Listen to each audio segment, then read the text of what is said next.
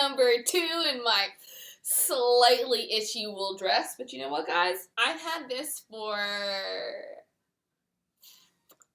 10 years now. So I'm feeling pretty good about the fact that I can still wear it. But anywho, before I get into my oldie but a goodie book review, I want to please ask you to like and to subscribe.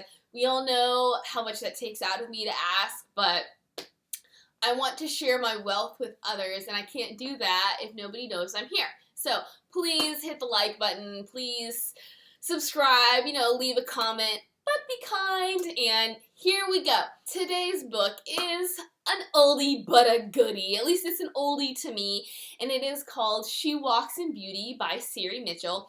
And if you've kept up with my reviews, you know that I have done another Christian fiction book called Redeeming Love, which, heart and soul, people, like, you may love it because it's got Christian undertones, you may hate it because it has the Christian undertones, but that was really my first foray into Christian fiction.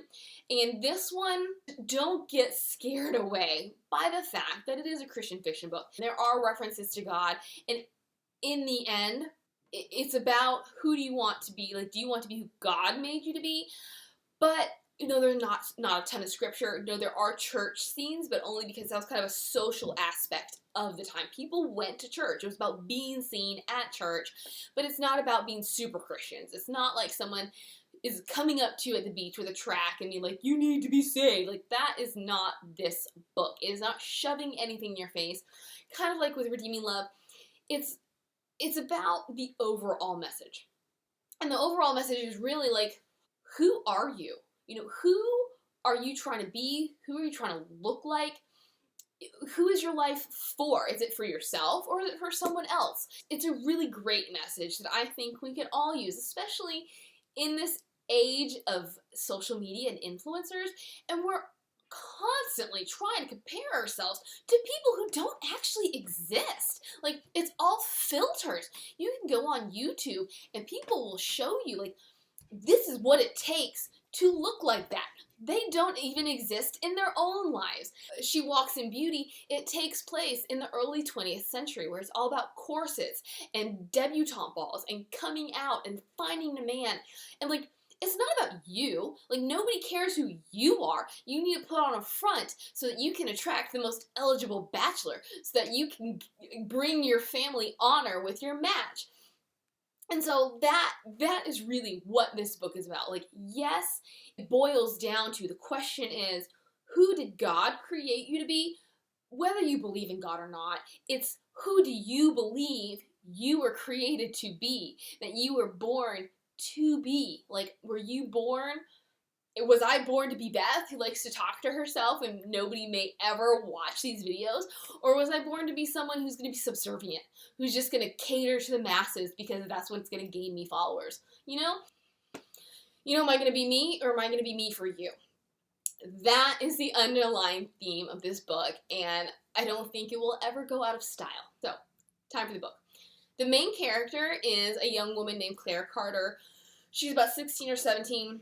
But she's not your average girl. She's all about education. She's all about learning Latin and French and Italian and all these things about, math and reading. Not about getting the man. Like, she's headed to college, which even now some girls, like, I don't want to go to college. But in the early 1900s, women did not go to college. They probably barely even finished elementary school, you know what I'm saying? Like, life for them was about catching a man. I think a lot of this had to do with the fact that her mother had died when she was young. So she was essentially brought up by a governess, and the governess promoted education. She promoted having depth, like fine-tuning who you are as a person. Of course, there would be no book if the governess stayed in the picture, and soon enough, her father's sister steps in, and she's like, see ya! And she is now saying, all right, Clara, it's time for you to debut. And Clara's like, I've never taken a dance lesson. I think I know what a salad fork is. Ideally, Clara would have had an entire year to study for this stuff, but her aunt is like, nope, you're gonna debut in like 1 month. And who is our prize this year? The DeFreeze heir. Here's a little bit of a spoiler. We get the sense that there's bad blood between the Carters and the DeVrieses, and what it turns out to be is the DeVrieses are bankers, and during basically kind of like their own Black Friday or Black Tuesday, I should know this, they lost the Carters' money. And so the Carters think that the DeVrieses owe them, all right? And so it's all about, like, you needed to land the DeVries heir because they owe us. You need to show society that you are somebody. Her main competition is her best friend, whose name is Lizzie Barnes. And I will say, it's been a while since I've read this book. Which, let me kind of tangent here. I don't recommend the audiobook. Not that it was bad, but I felt like it lacked a little bit of depth. I felt like Clara was a little bit more one-dimensional than she should have been. So, great book. I don't recommend the audiobook just because I don't think you'll really get a complete sense of Clara. But, so Lizzie Barnes, I don't remember having an issue with her. I mean, honestly, I don't remember having an issue with any of this book upon my first, I think I've read it 2, maybe 3 times before this one. You know, we change, we mature, we grow over the years, so that's possibly why I'm seeing issues. But Lizzie is the opposite of Clara. So throughout the entire book, honestly, I'm saying, why are they even friends? Lizzie is all about the debut season. She enjoys wearing her corset. She enjoys the restrictions that come with this life. And so, you know, at first I'm like, because Aunt sees Lizzie as a rival. You know, and then Lizzie's mother, who is sort of a mother to Clara growing up, sees Clara as a rival. So I'm like, what kind of poison is being poured into Lizzie's head? Because she says certain things, like when you're cut, I mean, obviously we know what it means to be cut, to be snubbed, to be ignored, to be cut out of a social circle. So she says things like, you know, because Claire's like, so let me start that over. Lizzie points out something that somebody had worn at church, and she's just aghast. Like, how dare so-and-so wear that color? Not even that it was like an outdated style, but how dare she wear that color? And Claire's like, well, I mean, it goes with her eyes. But so she voices her question, like, what's wrong with it? What would you do if I did that? And Lizzie's like, well, I mean, I wouldn't outright cut you. I just wouldn't be seen in public with you. We could hang out when nobody knows. And so I'm thinking, has the competition started already? Or is this really just Lizzie conforming to the times? Her status, her view in the public eye is more important than her lifelong friendship with Clara? I didn't mind that so much. I didn't mind the constant questioning of what's Lizzie's ulterior motive, or even when she said things that I was like, that is ridiculous. How can you really say that to your best friend? Because, you know, it's drawing emotion from me. It's meaning that I'm invested in the character and I'm invested in the novel. But over time, I just felt like Lizzie was really flat. She had no substance. She just accepted what her role as a female was going to be. She didn't question anything.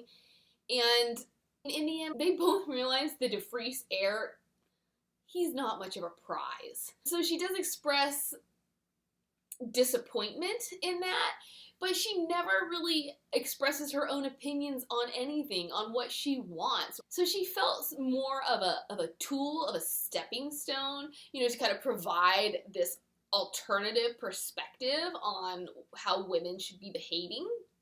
So in that sense, she served a purpose. But on the whole, I was just like, Lizzie, you're kind of boring. Like, I don't understand you.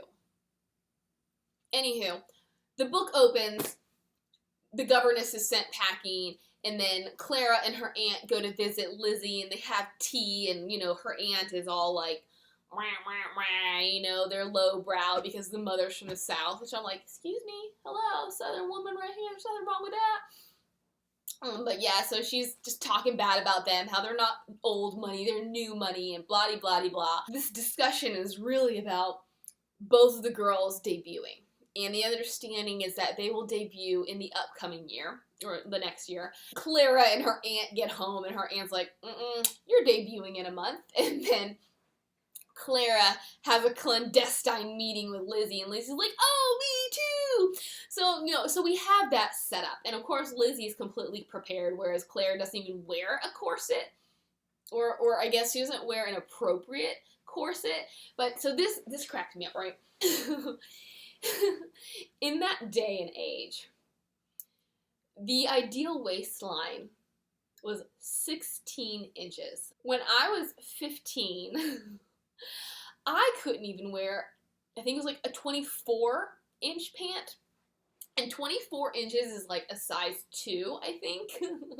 So imagine how small of a waist that is. So Clara, when we start the novel, has a 22-inch waist, all right? So that's already 5 sizes smaller than me, I'd say. I'm being generous, all right? Because we know women like to lie about their age. But then her aunt is like, no, in a month you're going to have an 18-inch waist. I'm like, excuse me? And then Clara's hips, I don't remember how much they are, but her aunt is like, you basically need to drop another 3 inches off your hips. And I'm like, what? And I thought I had body image issues. Like, I cannot imagine trying to conform to that. I do remember when I was a kid, and I read the Little House on the Prairie books, and the dad talked about how he could fit his hands around the mother's waist. And from there, I was like, how? So I've always had that in my mind as to, like, how thin would I have to be? How many pounds would I have to lose in order for that to be a reality? Guys, I'm just saying, or ladies, I'm just saying, do not have those expectations. You are gorgeous just the way you are. You know, be healthy. That's all I gotta say. Be healthy. Okay? So anyways, so yeah, now Clara has to wear a corset night and day, and she eventually starts to feel the effects of it because she can't eat certain things, because if you never give your internal organs a chance to breathe and to do what they're naturally supposed to do, you're never gonna digest. So there are just some foods that are hard to digest anyways, and then you don't allow them to properly digest, you're gonna have digestion issues. How many times can I use that word? Let's count. So yeah, so she's having those issues. She's realizing there's things she can't eat, things she can't drink. It's very difficult to sleep. So she basically has to sleep sitting up. So she's not really losing a sense of who she is yet, but she has definitely seen how hard it is to be who her grandmother thinks she should be. And then she realizes all the other knowledge that people or young women her age have gained in, 2 years or whatnot, that she's having to fit into 1 month. And so she's, so over this period of time, she is sort of allowing a brainwashing to take effect. And it's really, it comes down to the DeFreeze heir, because that is the one that everybody wants to get. But Lizzie and Claire basically make this pact. Like, he will be ours. If he can't be mine, he can be yours, or we can share him, or whatever. So let's spread a rumor that he's sterile so that all the other women will back off. But the wrench thrown into the mix is that he has a brother. So the DeFreeze heir is Franklin. The brother is Harry. And so who do you think we all like from the get-go? It's Harry, because he's got common sense. He's interesting. He's someone that you can talk to. He has no social graces. So he kind of fits right in with me. And he fits right in with Clara. So he might be a little bit awkward, but he can converse even if it's about stuff they're not supposed to talk about, like, which I think is hilarious. Can you imagine going through life and you're only allowed to talk about the weather and I forget what the other thing is, but you can't talk about any kind of touchy subject, anything that will really help you get to know another person. And so we automatically love him because, at one point the aunt is like, Clara, you gotta cut him. And so she didn't want to do it, but she tries. And he's like, why aren't you talking to me? She's like, I'm cutting you. It's like, what? He's like, what if I don't want to be cut? So he essentially refuses to be cut. So he's just so endearing. So yes, there's our wrench, where Clara knows where her duty is, and that is to get the DeFreeze heir. But over time, her heart is going to Franklin. However, she can't let it. And then, sorry, my dress is really starting to itch me now. And then the seed is planted in her head that Harry likes Lizzie. And then she overhears a conversation between him and Franklin in which he is telling Franklin, I prefer Lizzie. So she starts backing off. She starts to doubt their relationship.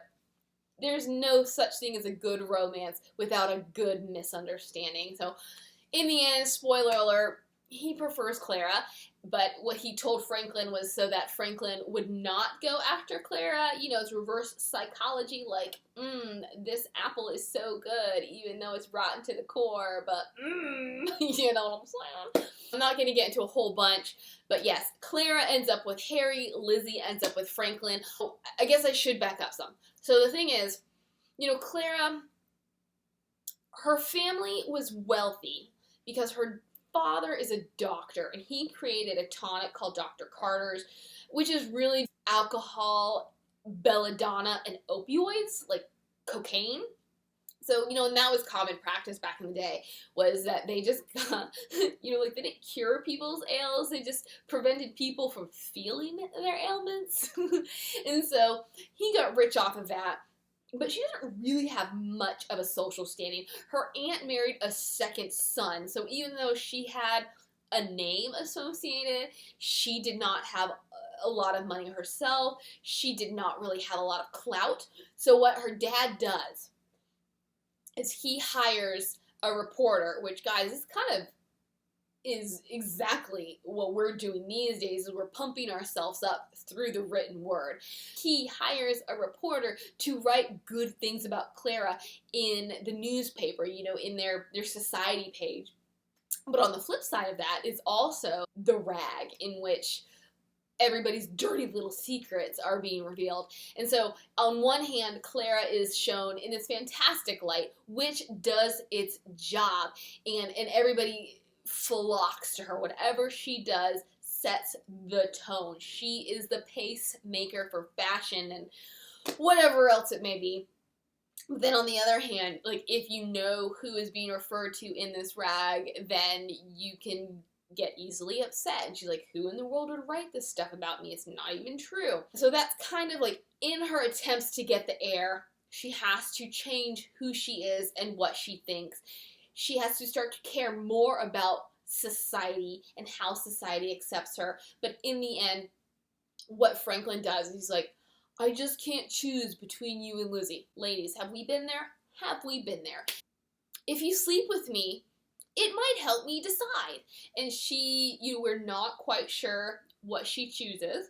Even going into the next chapter, it's alluding to the fact that she may have slept with him. And here we go, spoiler, she doesn't. She's just like, I know I probably should have. I know that's probably what my aunt would have said, because you gotta do what you gotta do.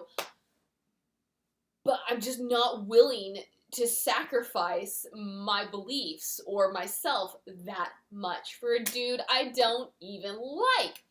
From there, he cuts her, and he chooses Lizzie, and then her dad was not necessarily involved in crooked business. It was like under the table crooked business, because they live in New York. So I'm not, as much as I love history, this is not really my forte. But there was a place called Tammany Hall, which is kind of where city officials did their business. But you could kind of pay people off to get your way. And then at the same time, you know, it's about workhouses, it's about the slums, it's about owning property and treating immigrants poorly. Like, they live in your property, but it's not a great place to live. You know, things are falling down, health hazards. So he owned property. And this is like a subplot in the book that you kind of get a glimpse at the plight of the immigrant. And so she learns that he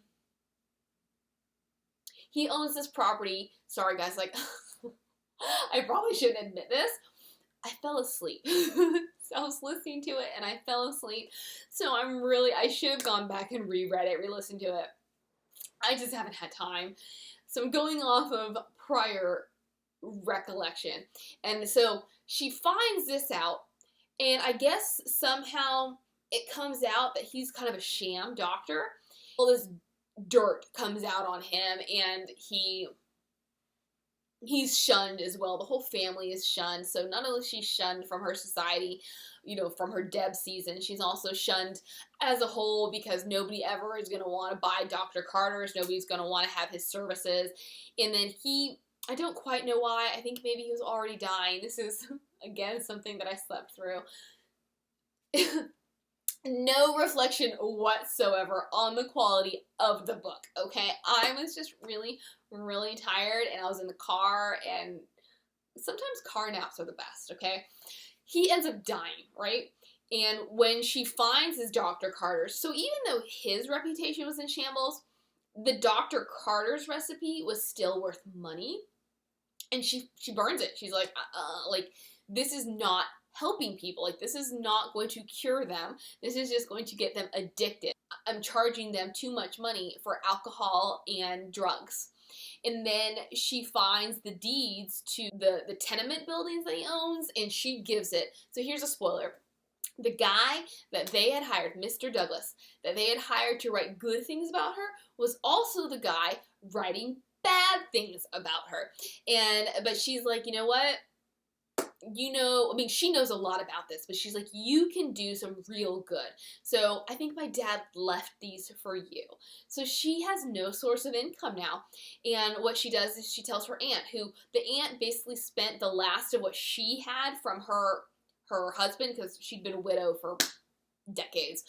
And she had basically spent the last of what she had on Clara's debut. And so Clara's like, you know what? We're going to sell everything we own. You're going to go live by the seaside, and I have no idea what's going to happen to me, but God will provide. And so I like Clara. I like that she's a strong, independent woman who questions things. Obviously we all get caught up in things from time to time, but at this point, I kind of felt it really hard to believe, because she'd grown up in the lap of luxury. But when they are broke, she's now able to cook, able to clean, able to take care of all household duties. And even so much like balancing a checkbook. That's not stuff young women were raised to do. Perhaps she could have really done the checkbook thing because of her governess. But when did she become that capable, that self-sufficient? I felt like it was a really quick turnaround from someone who was all about ball gowns and winning a husband to someone who's like, you know what? I'm going to sell my house. I'm going to sell everything I own. I'm going to cook. I'm going to clean. I'm going to do everything that I've never done before in my life. I thought that was a little implausible, but that's just a small thing, all right? Don't let that get in the way of your opinion or your desire to read this book. I just couldn't quite buy it. I also, and this is more of a faith thing. I mean, you could put your faith where you want, in whatever higher power you want. In this case, she's putting her faith in God as to take care of her. So she's like, I have no source of income. I have no job lined up. I'm an orphan. I'm sending the only family member, my aunt, I'm sending her away to live her life by the seaside. But I'm not going to worry. And that, in principle, I agree with. I'm like, our lives are not our own. Why worry about tomorrow, But her faith at this point is really pretty new. Like, she really had only just come to the conclusion that who God made her to be was truly who she should be, and that all these sermons that she'd been hearing in church spoke the truth. So, I know new faith can be strong, but I really found it hard to believe she would be so willing to just have no security. I mean, in the grand scheme of things, that's what was needed for the book. I get it. But realistically, and we all know I love realism, I just was like, girl, you're much stronger than me. Much stronger than me. In the end, what happens is her governess writes her a letter. And she says, so I know this old spinster who needs a caretaker. You've always wanted to travel.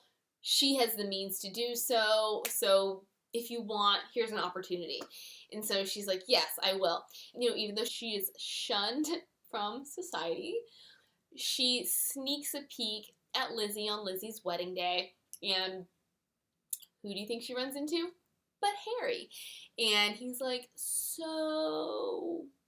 Well, first they iron out all of the misunderstanding. But he's like, so, like, you know, I heard this story once. And he basically outlines what's going to happen in the end of the book, because the spinster aunt is his aunt, and you know what, like, maybe the spinster aunt wouldn't mind giving up her caretaker to her favorite nephew. We can just spin it as we reconnected while we were overseas, and then we elope, and so yeah, and there we go.